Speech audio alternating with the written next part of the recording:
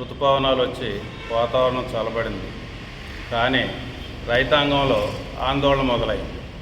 కారణం ఏంటంటే ప్రభుత్వాలు మారినప్పుడల్లా ఈ పాలసీ మ్యాటర్లో ఒక సమస్య ఏర్పడతావు, గందరగోళ పరిస్థితులు ఏర్పడతాయి. వీరు రైతు బంధు ఆ రోజున ఎకరాకు 10,000 ఇస్తున్న కేసీఆర్ ప్రభుత్వంలో వీరు ఎన్నికల మేనిఫెస్టోలో ఇప్పుడు వచ్చిన కొత్త ప్రభుత్వం 5,000 అదనంగా చేర్చి 15,000 ఇస్తామన్నారు, మేనిఫెస్టోలో పెట్టారు. దాని అంతవరకు బాగానే ఉంది. రైతాంగం కూడా హుషారుగానే ఓట్లు వేశారు. తెలుగుదేశం పార్టీ కేడర్ కూడా మనస్ఫూర్తిగా పనిచేసింది. ప్రభుత్వం అధికారంలోకి వచ్చిన తర్వాత ఋతుపవనాలు వచ్చి వ్యవసాయం మొదలైన తర్వాత వీళ్ళు రోజుకు ఒక రకంగా గందరగోళ పరిస్థితులు నెలకొనే విధంగా కిందకి లీకులు ఇస్తామన్నారు పత్రికలకి. ఏమిటి అని అంటే 3 ఎకరాలకు ఇవ్వాలా, 5 ఎకరాల లోపు రైతాంగానికి ఇవ్వాలనేది ఒక చర్చ పెడుతున్నారు.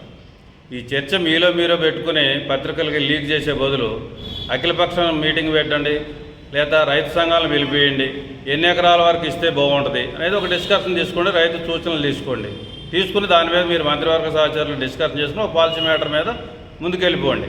అంతేగాని ఇప్పుడు వ్యవసాయ సీజన్ మొదలైన తర్వాత మీరు రోజుకు ఒక రకంగా తర్జన పడుతూ కింద రైతాంగాన్ని గందరగోళానికి గురి చేయడం అనేది మాకు అంత మంచిగా అనిపించలేదు మా తెలుగుదేశం పార్టీకి. అందుకని తెలంగాణ తెలుగుదేశం పార్టీ అనేది మీ ప్రభుత్వానికి ఒక సూచన చేయాలి, బలమైన సూచన అనే దాని మీద ఈరోజు ప్రెస్ మీటింగ్ పెట్టడం జరిగింది. దానికి మా సూచన ఏమిటంటే ఇప్పుడు 5 ఎకరాలు ఉన్న రైతే, 10 ఎకరాల వరకు వ్యవసాయం చేసేవాడు రైతే, మట్టి పిసుకోవాల్సిందే. మరి ఇతనికి వ్యత్యాసం అనేది అంత మంచి పద్ధతి అయితే కాదు. రైతాంగానికి మీరిచ్చే పారిశ్రామికవేత్తలకి ఎకరాలు కానీ కోట్లలో సబ్సిడీలు కానీ అవి లెక్కేసుకుంటే రైతాంగానికి ఇచ్చే చాలా చిన్న మొత్తం ఇది. కాబట్టి పెద్ద మనసుతోటి మీరు ఇప్పుడు కేంద్ర ప్రభుత్వం ఆ రోజున మినిమం ఒక మనిషికి ఇన్ని ఎకరాలు ఉండొచ్చు, తరి అయితే ఇన్ని ఎకరాలు, మెట్ట అయితే ఇన్ని ఎకరాలు ఉండాలని సీలింగ్ యాక్ట్ ఒకటి పట్టుకొచ్చింది. ఆ సీలింగ్ ప్రకారం ఎన్ని ఎకరాలకు రైతు అర్హుడు అనేది తేల్చిన తర్వాత అన్ని ఎకరాలకు మీరు కూడా రైతు బంధు ఇవ్వండి.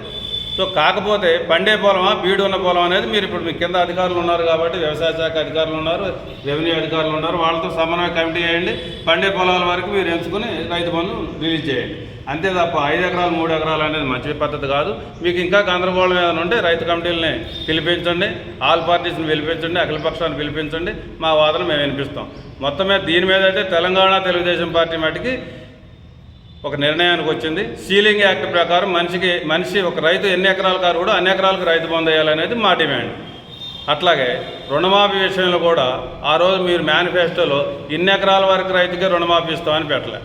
మీరు ఎన్నికలకు వెళ్లే ముందు ప్రతి రైతుకి 2 లక్షల వరకు రుణమాఫీ అన్నారు. రైతు 10 ఎకరాల రైతు కావచ్చు, 20 ఎకరాల రైతు కావచ్చు, 5 లక్షల లోన్ తీసుకున్నా మీరు ఇచ్చే 2 లక్షల వరకే రుణమాఫీ చేయండి, మిగతాది రైతు కట్టుకుంటాడు. అంతేగాని 2 ఎకరాలు తీసుకున్న రైతుకే రుణమాఫీ చేస్తాం, 5 ఎకరాల రోపు రైతుకే రుణమాఫీ చేస్తాం, పిఎం కిసాన్ పరిగణలో తీసుకుంటాం జీవో అనేది కరెక్ట్ అయిన వ్యవహారం అయితే కాదు. ఎందుకంటే పిఎం కిసాన్ అనేది ఎన్నికల మేనిఫెస్టోలో పెట్టిన పథకం అయితే కాదు. అది రొటీన్గా కార్యక్రమాల్లో భాగంగా కేంద్ర ప్రభుత్వం ఏదో వృతాభక్తిగా రైతాంగాన్ని చేయూతనియాలని చెప్పి చేసుకుంటూ వచ్చిన పథకం అది.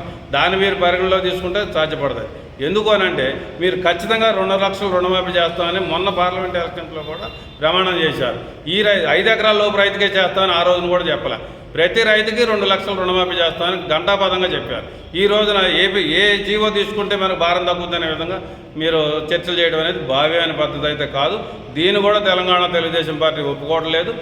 పాస్బుక్ ఉండి బ్యాంకులో రుణం తీసుకున్న ప్రతి రైతుకి కూడా 2 లక్షలు రుణమాఫీ చేయాలనేది మా మొదటి డిమాండ్. ఎందుకు చెబుతున్నామని అంటే ఇదంతా కూడా రైతు లేనిదే భారతదేశం అనేది లేదు. రైతాంగ సమస్యల మీద రైతును దృష్టిలో పెట్టుకుని భారతదేశం నడుస్తూ ఉంది. ఎందుకు అనంటే మీకు కరోనా వచ్చిన సందర్భంలో కూడా ప్రపంచ దేశాలుగా ఆర్థిక తలమానికి ఉన్న అమెరికా కూడా కుదేలైపోయింది. వాళ్ళు కూడా ఐటీ ఉద్యోగస్తులు సగానికి సగం కోత పెట్టి తిరిగి పంపించడం జరిగింది. కానీ అదే భారతదేశం ఎక్కడ కూడా ఒడిదుడుకులు లోనవ్వకుండా ఆర్థిక పరంగా నిలదొక్కుని ఈ వ్యవసాయ రంగంలోనే 6 నెలలు తిరిగి వచ్చేటప్పటికి 2 అంకెల వృద్ధి సాధించడం జరిగింది. అది ఒక వ్యవసాయ రంగంలోనే. ఇప్పుడు వ్యాపారం ఉంది, మీరు లాక్డౌన్ పెట్టారు, కుదేలైపోయింది, సంవత్సరం కుదేలైపోయింది, వాడి ఇంట్లో కూర్చున్నాడు, తిప్పి కోలుకోవాలంటే కొన్ని సంవత్సరాలు పడుతుంది. కానీ రైతు ఎక్కడ ఆగలేదుగా, మీరు లాక్డౌన్ పెట్టినా వ్యవసాయ పనులు చేస్తూనే ఉన్నాడు. కాబట్టి వ్యవసాయ రంగాన్ని మీరు ఎంత ప్రోత్సహిస్తారో భారతదేశానికి రైతు కూడా అంత ప్రోత్సాహాన్ని అందిస్తాడు. దానివల్ల భారతదేశం మీరేదో చెప్తున్నారు కథలు, 2 అంకెల అభివృద్ధి సాధిస్తున్నాం, 3 అంకెలు సాధిస్తాం, ప్రపంచంలో నెంబర్ 1గా తీసుకెళ్తాం అన్నారు.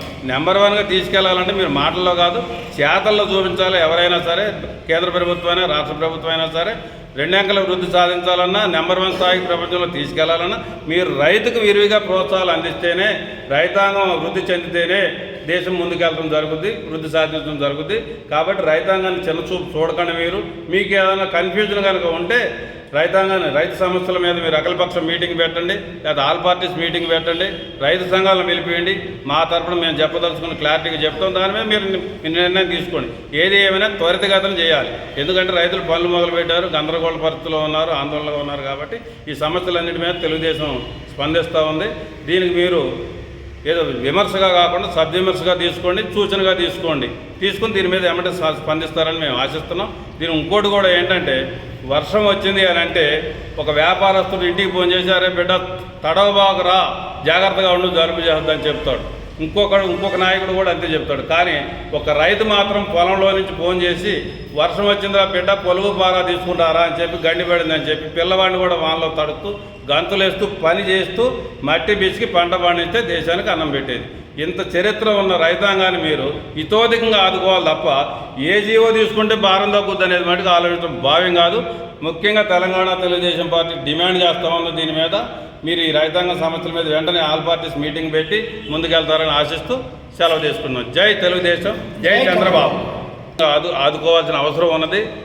నాడు రాజశేఖర రెడ్డి గారు కౌలు రైతులకు కార్డులు అనేవి తయారు చేయించాడు. వీళ్ళకి మేము ఇప్పుడు చెప్పింది కూడా ఏంటంటే, వీళ్ళకి గందరగోళ పరిస్థితుల్లోనే ఉన్నారు. ఇప్పుడు పదవిలోకి వచ్చి 6 నెలలు అయినా కానీ సమస్యల మీద దృష్టి సారించడానికి కుదరలా.